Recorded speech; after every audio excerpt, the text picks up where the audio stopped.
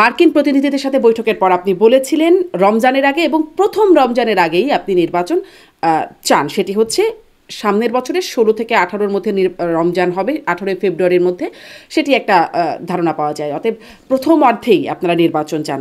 ঠিক তার পরদিন সংবাদ সম্মেলনে আপনি বললেন 3টি দাবি পূরণ হতে হবে: দৃশ্যমান বিচার, প্রয়োজনীয় সংস্কার এবং আরও একটি দাবির কথা আপনি বলছেন।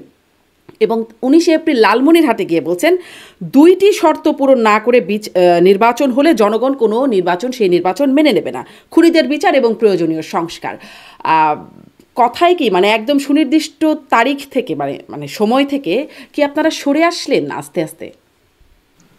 এই পরিবর্তন আসার পর থেকেই আমরা এই দাবি সমানভাবে বলে আসছি। আমরা কখনো বলি নাই যে এই 2টা দাবি আমরা পরিত্যাগ করেছি বা কম্প্রোমাইজ করব।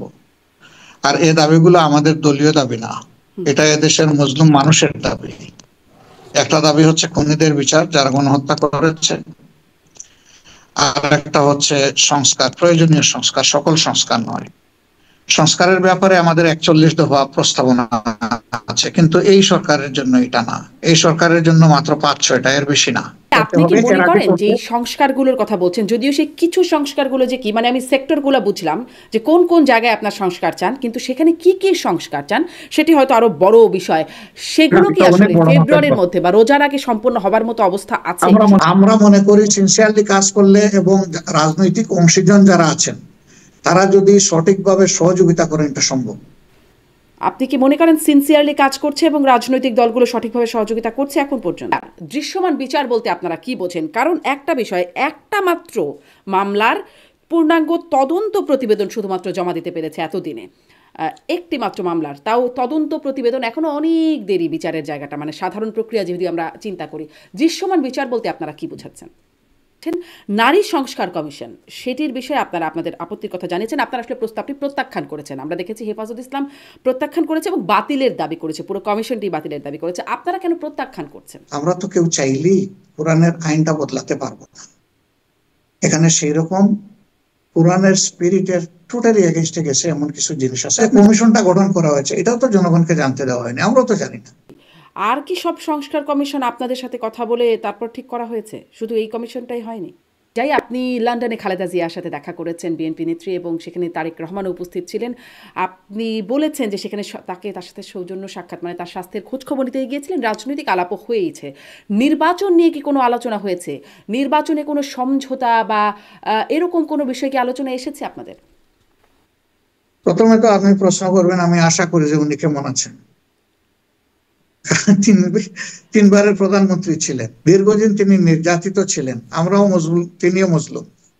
আমরা একসাথে রাজনীতি করেছি অনেকদিন।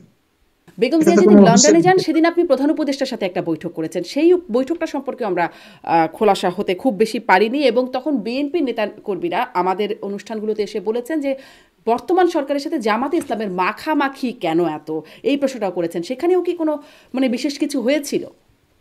কারোর সাথে মাখামাখি করি না, দেখা দেখি করি। এবং এই সমাজে দেখা দেখি না করলে তো সমাজ একটা মানে জড়বস্তু হয়ে যাবে।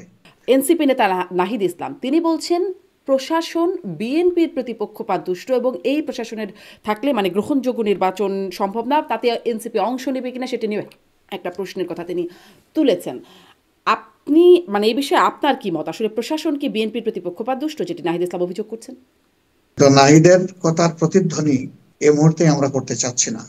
আচ্ছা, তার মানে প্রশাসন বিএনপির প্রতি পক্ষপাতদুষ্ট আপনারা এই রকমটা মনে করেন? না না না, আমরা এখন এই ব্যাপারে কিছু বলতে চাচ্ছি না। বেশ কিছুদিন আগেই আপনার একটা বক্তব্য খুব আলোচিত হয়েছিল এবং বিএনপিটা নিয়ে বেশ সমালোচনাও করেছিল। আপনি বলেছিলেন যে বর্তমানে দেশে 2টি পরীক্ষিত দেশপ্রেমিক শক্তি আছে, সেনাবাহিনী এবং আপনারা মানে জামাতে ইসলামী এবং সেনাবাহিনী। তাদের যে সমর্থক আছে, ভোটার আছে, তাদের অবস্থানটা কি বা তাদের রায় জানাবার কি কোনো সুযোগ থাকবে? আমি আবারও বলছি যে তাদের রাজনৈতিক দৃষ্টিভঙ্গি পাল্টাতে হবে, আমূল পরিবর্তন আসতে হবে তাদের দৃষ্টিভঙ্গিতে। মানুষকে সম্মান করার, জনগণকে অধিকার দেওয়ার ব্যাপারে তাদেরকে প্রমাণ করতে হবে যে তারা এটা বিশ্বাস করে এবং তারা আন্তরিক। বলেন যে পাকিস্তানকে গণহত্যার জন্য ক্ষমা চাওয়ার জন্য বলা হচ্ছে, সেই সময় আপনারা পাকিস্তানের পক্ষে ছিলেন, মানে জামাত ইসলামের কথা বলছি, পাকিস্তানের পক্ষে ছিল এবং সহযোগিতা বা সমর্থন করার জায়গায় ছিল। আপনারাও কি দল হিসেবে ভাবছেন এই বিষয়টি আনুষ্ঠানিকভাবে কোনো যে বিএনপির সাথে কি আসলে এই দূরত্বের জায়গাটা তৈরি হয়েছে সেটা কি ঘুচে যাচ্ছে আপনাদের বৈঠকের পরে?